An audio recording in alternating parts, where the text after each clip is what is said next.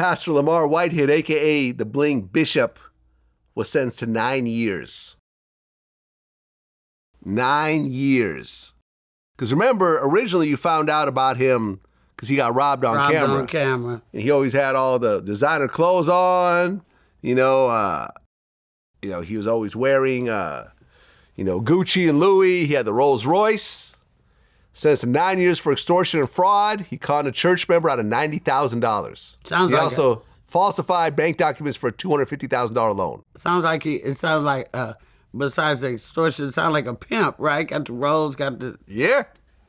Yeah, he actually used the church money for designer clothes. I gotta admit, as an old Black Baptist girl, I don't want to see a raggedy pastor. I do want my pastor to be clean. I ain't gonna lie. Hey, listen, God is the ultimate hustle.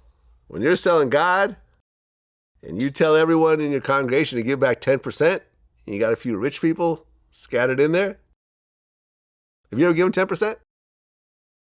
I've given more than that. Really? Yeah, but not consistently.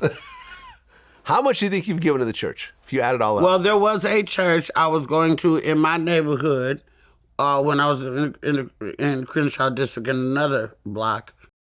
And this church I would walk to because I didn't have a car. And I could open the door and I could hear the music. I felt like God was talking to me, bringing me to the church. So I would go to that church, and during the time I was at that church, I did start making some money. And they did start asking me specifically for more money, and I gave it. And then they was doing what we was just talking about. They come back again, and I gave again, And then eventually the church fell apart. The pastor got divorced, married a young broad. That shit went crazy, and he dead now. The end. The end. Yeah, I mean, look, I'm not religious myself, but I understand that a lot of good comes from organized religion. I remember I interviewed Zaytoven. He's the producer that was behind Gucci Mane and Future and a lot of other people. He gives 10% back of everything he makes. But he also explained that when he was coming up, the church helped him out a lot. Yes, and that's the way that it used to be. Yes. If you're about to be evicted, the church will put together a fund, make you keep your place, or if you need furniture, food, that's what. And a lot of churches probably still do that, granted. Yeah, like he was like the organ player at his church, so they would pay him for that, and they helped him out when he was struggling, and helped him, I guess, get equipment, stuff like that. So when he finally made it, and he's a very religious guy, he said, I need to give back. And to this day, he still does it, but... That's good. I feel like it needs to be a two-way street. Explain. Meaning that I feel it's okay to give back if they held you down for a significant amount of time as well. Right. If you're just going there, watching the sermon every week, and they're not doing anything for you, when you make it, do you really owe them all that money back? Well, you mean if they're not doing anything for you physically. They may be doing something for you spiritually. That's true. That you feel gratitude for. That's true. And therefore you break them off.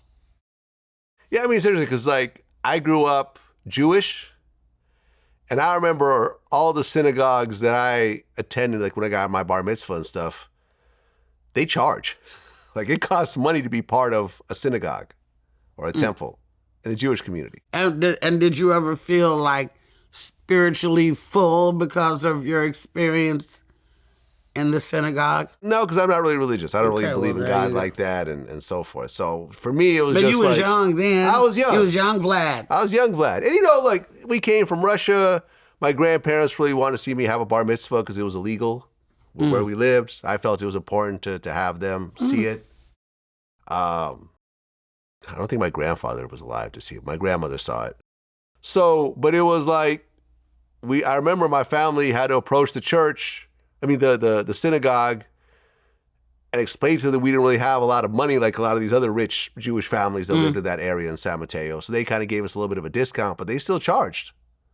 Whereas I think black churches really don't charge, do they? I don't know. I don't know anything about that because I don't do I don't have things at the church. I think maybe for funerals they might charge a little bit too.